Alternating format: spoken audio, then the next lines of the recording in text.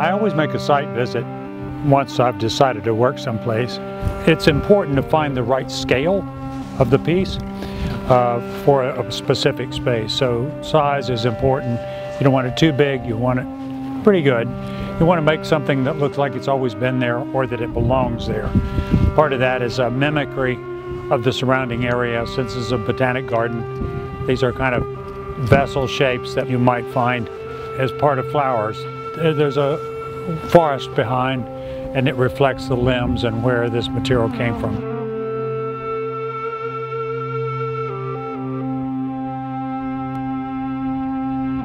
It's a great thing in a botanic garden, as well as botanics are always interested in temporary work. Their flower beds are temporary, so they kind of understand the idea of building something like I make that is a temporary work and is meant to last for 2 years, and then you take it down while it still looks good.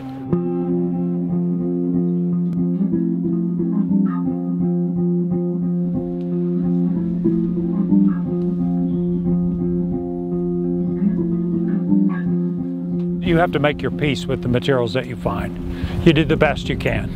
Oftentimes it prompts another level of creativity because maybe you haven't used that material before. Maybe you have to think about how the lines are going to accumulate. For me, this is something about the natural world, but it's also a bit about drawing. Now, luckily for me, sticks are tapered, and so when I organize them in certain ways, it implies a certain kind of motion. A kind of a freedom almost, a kind of a flow. And so I work very hard on building surfaces that are evocative, that look interesting, that pull the viewer into the work itself. So I've got these big kind of cone shapes that are going to be interesting to go in and look at the sky. They're different sizes. They lean in various ways. They're beguiling in the sense that you feel like they're one size from when you walk up to them. When you get inside, there's quite a bit more space, and so the change of scale is enticing.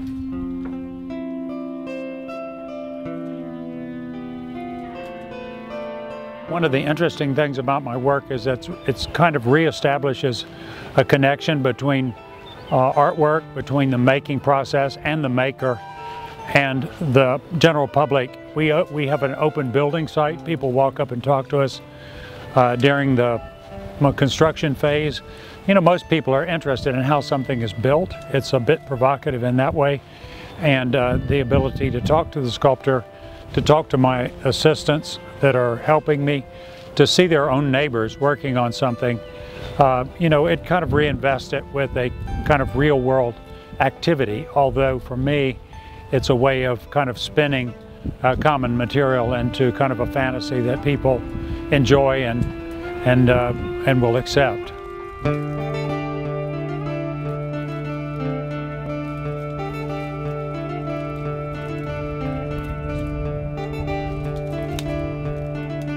For me, process is important. I know that the objects are important. There is something very beguiling about an object that's tentative, that that you have to enjoy it while it exists. You have that connection with natural materials anyway. That the sticks and leaves and the natural process is for things to become mulch and the fertilizer for the next idea, the fertilizer for future plants. So it's, in a way, there's a kind of consistency with the material that it would be temporary, that it that has to be enjoyed while it's there.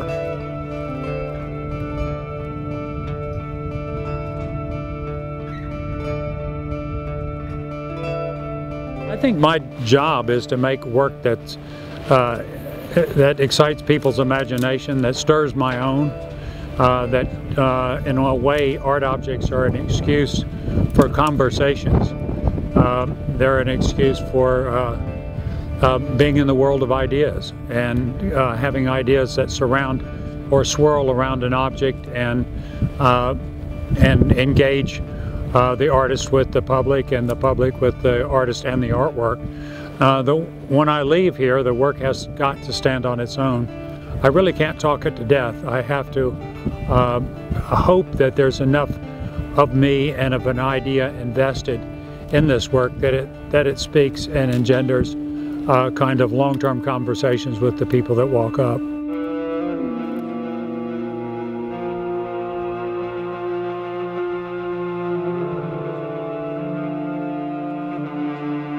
I do about 10 projects a year, and then I have 1 week between each project. The other 2 months I'm usually making site visits for upcoming projects. So I have to travel a lot. It's worth it because I've had some very fantastic experiences with various communities, sponsoring agencies that I have, be it private person or school or something, allows me a lot of face time with lots of interesting people that care about art, people that care about the natural world, and you know, really interesting in sharing their vision with the general public, and you know, hoping that an object like this would entice and get people to come over, take a look at their garden, walk around their university, you know, come and visit a private garden. So it's a wonderful activity. I get to be outside a lot. You know, you get to be fit. You have to work like a fiend, 8 hours a day for 3 weeks in a row, and so all of that is, you know, a joy.